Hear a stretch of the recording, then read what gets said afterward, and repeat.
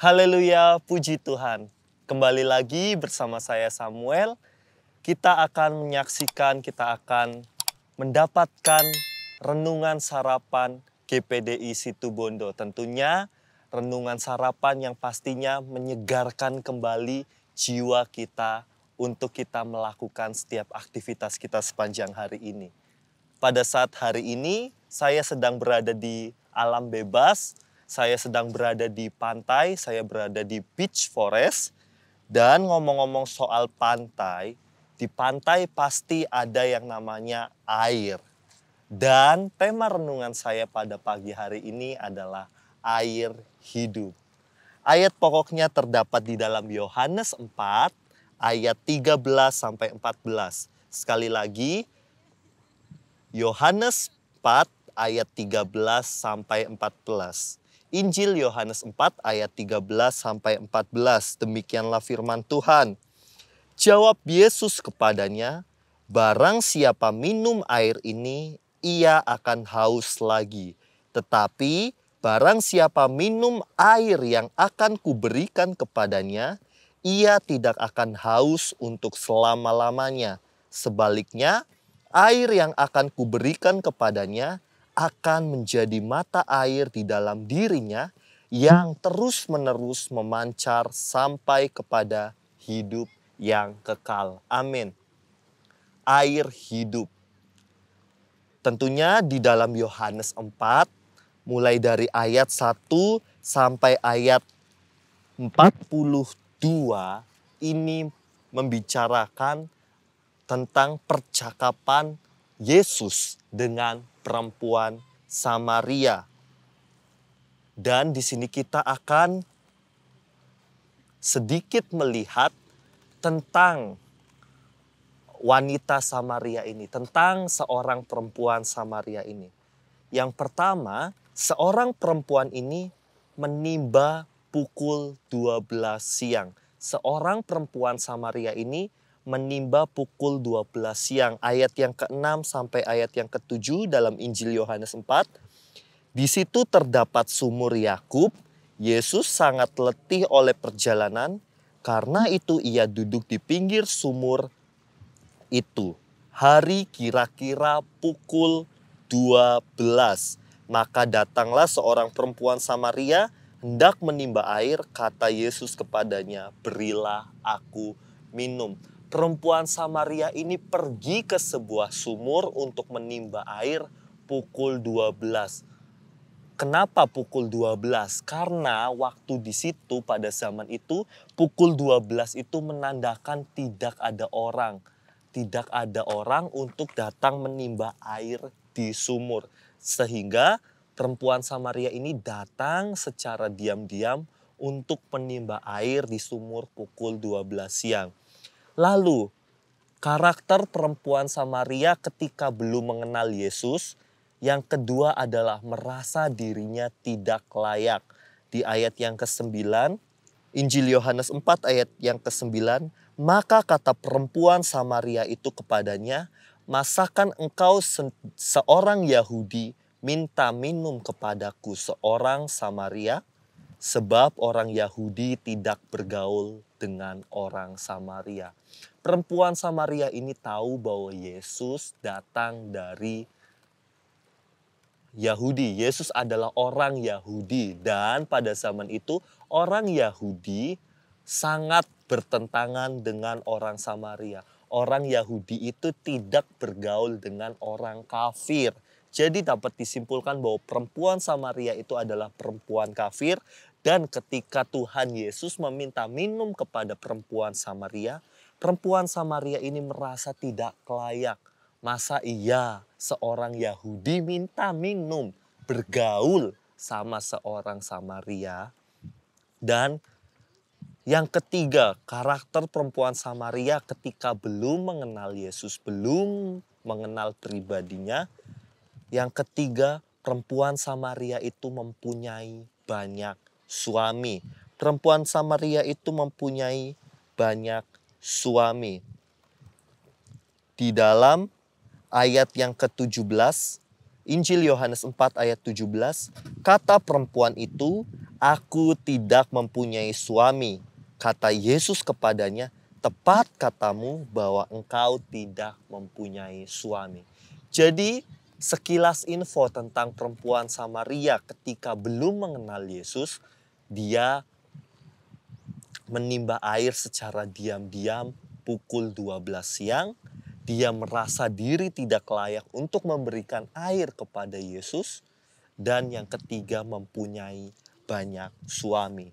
Ngomong-ngomong soal air hidup, di Injil Yohanes 4 mulai ayat 1 sampai 42 ini adalah berbicara tentang Yesus itu sendiri, tentang pribadinya, tentang keselamatan.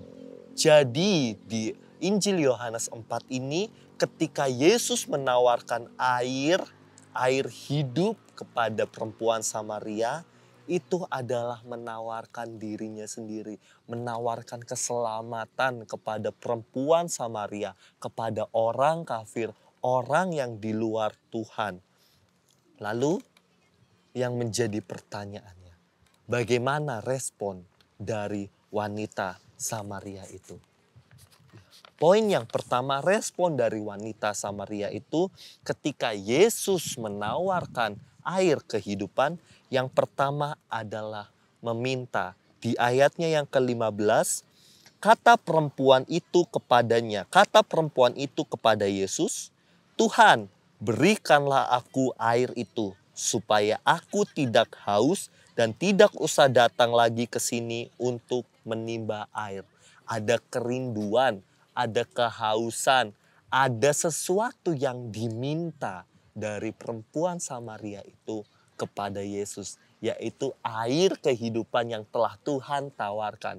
Bagaimana dengan respon kita ketika Tuhan sudah memberikan nyawanya, kita sudah merayakan kematian dan kebangkitan Tuhan Yesus? Apakah kita masih mau menyia-nyiakan karya Yesus? Apakah kita masih mau menyia-nyiakan anugerah Yesus?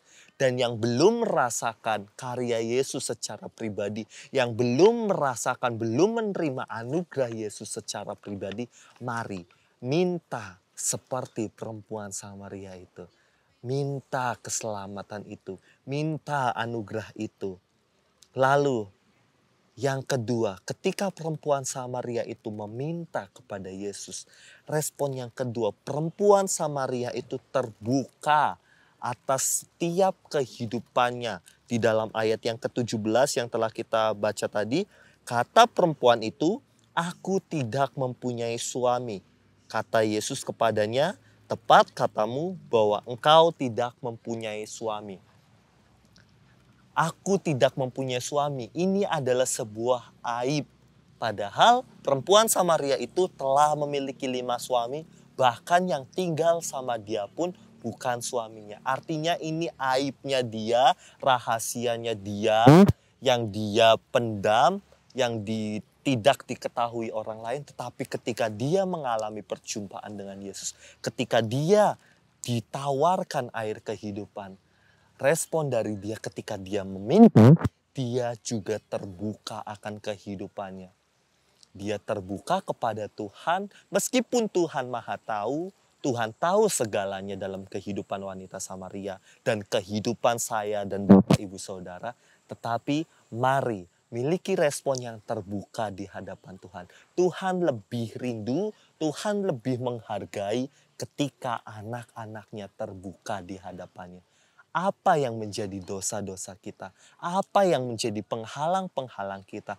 Apa yang menjadi penghambat kita? Dosa favorit kita untuk menghambat kita bisa menerima air kehidupan itu. Kita menerima anugerah itu. Mari terbukalah di hadapannya, minta ampun kepadanya. Seperti wanita Samaria ini. Lalu yang ketiga, wanita Samaria itu berubah. Dari yang tadinya menganggap Yesus sebagai orang Yahudi di ayat tadi, di ayat yang ke-9. Lalu ketika ada perubahan, artinya ada peningkatan pengenalannya dengan Yesus. Ada peningkatan-peningkatan dari yang mengenal Yesus sebagai orang Yahudi, lalu mengenal Yesus menjadi nabi. Di ayat yang ke-19, kata perempuan itu kepadanya, Tuhan, nyata sekarang padaku bahwa engkau seorang nabi. Bahkan perubahan dalam kehidupannya, pengenalan dalam kehidupannya terus meningkat. Dari mengenal Yesus sebagai orang Yahudi, mengenal Yesus sebagai nabi, dia mengenal Yesus sebagai Mesias. Di ayat yang ke-25 sampai 26, Injil Yohanes 4 ayat 25 sampai 26, jawab perempuan itu kepadanya, aku tahu bahwa Mesias akan datang yang disebut juga Kristus. Apabila ia datang, ia akan memberitakan segala sesuatu kepada kami. Kata Yesus kepadanya, akulah dia yang sedang berkata-kata dengan engkau. Di sini ketika perempuan Samaria itu meminta air hidup, perempuan Samaria itu terbuka di hadapan Tuhan. Perempuan Samaria itu mulai mengalami perubahan. Ada peningkatan-peningkatan pengenalannya dengan Tuhan Yesus Kristus.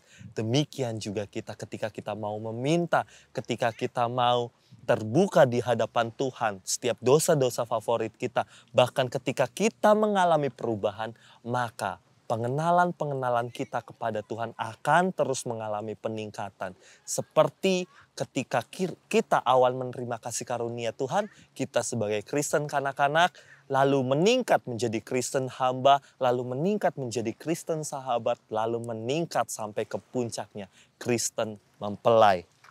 Dan yang keempat, perempuan Samaria itu ketika mengalami perubahan, dia memiliki kepercayaan yang penuh kepada Tuhan. Di ayat yang ke-29, mari lihat, di sana ada seorang yang mengatakan kepadaku segala sesuatu yang telah kuperbuat.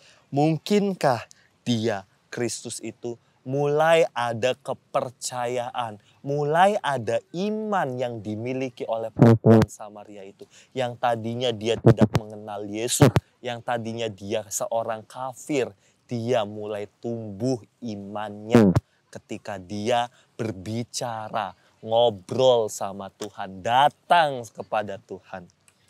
Dan poin yang terakhir, ketika dia meminta, ketika dia terbuka, ketika ada perubahan, ada peningkatan pengenalan dengan Kristus, ada iman yang telah dia bangun, dia menjadi pembawa kabar baik. Kehidupannya menjadi berkat. Yang tadinya dia seperti perempuan sundal yang tidak memiliki suami, suaminya lebih dari satu, dia dipandang hina oleh orang-orang di sekitarnya. Ketika dia mengalami perjumpaan dengan Yesus, ketika dia meminta air yang hidup itu, kehidupannya diubahkan 180 derajat. Dia menjadi pembawa kabar baik, dia menjadi pembawa kabar keselamatan. Di ayatnya yang ke-39, Injil Yohanes 4 ayat 39, dan banyak orang Samaria dari kota itu telah menjadi percaya kepadanya karena perkataan perempuan itu yang bersaksi, ia mengatakan kepadaku segala sesuatu yang telah ku perbuat. Perempuan Samaria itu menjadi kesaksian. Perempuan Samaria itu menjadi pembawa kabar keselamatan bagi orang-orang di sekitarnya. Bagaimana dengan kehidupan kita? Apakah kita sudah menjadi berkat? Apakah kita sudah menjadi pembawa kabar keselamatan bagi orang-orang di sekitar kita, bagi keluarga kita, bagi anak kita, bagi istri kita, bagi suami kita, bagi orang tua kita, bagi mertua kita, bagi menantu kita? Apakah kita sudah menjadi berkat? Apakah kita sudah menjadi pembawa kabar keselamatan bagi orang-orang di sekitar kita? Kehidupan kita seperti digambarkan dengan sebuah pohon yang ditanam di tepi aliran air. Aliran air itu adalah Tuhan Yesus Kristus. Ketika kita mau ditanam di tepi aliran air itu, maka kehidupan kita akan menghasilkan buah. Akan ada buah-buah yang akan kita hasilkan, buah-buah yang lezat, buah-buah yang manis yang akan kita persembahkan untuk kemuliaan nama Tuhan. Dekatkanlah dirimu dengan air hidup itu. Mintalah kepadanya air hidup itu. Minta air hidup itu untuk terus mengalir di dalam kehidupan kita. Menjadi pancaran-pancaran, sumber-sumber air dalam hidup kita. Sehingga kehidupan kita tidak ada kekosongan lagi. Melainkan kehidupan kita terisi penuh. Kehidupan kita hanya untuk kemuliaan nama Tuhan. Milikilah kehausan akan kebenaran sehingga hidupmu mengalami perubahan untuk terus berbuah. Sekali lagi, miliki kehausan akan kebenaran sehingga hidupmu mengalami perubahan untuk terus berbuah. Puji nama Tuhan, sekian renungan pada saat pagi hari ini. Tetap semangat, selamat beraktivitas. Tuhan Yesus memberkati.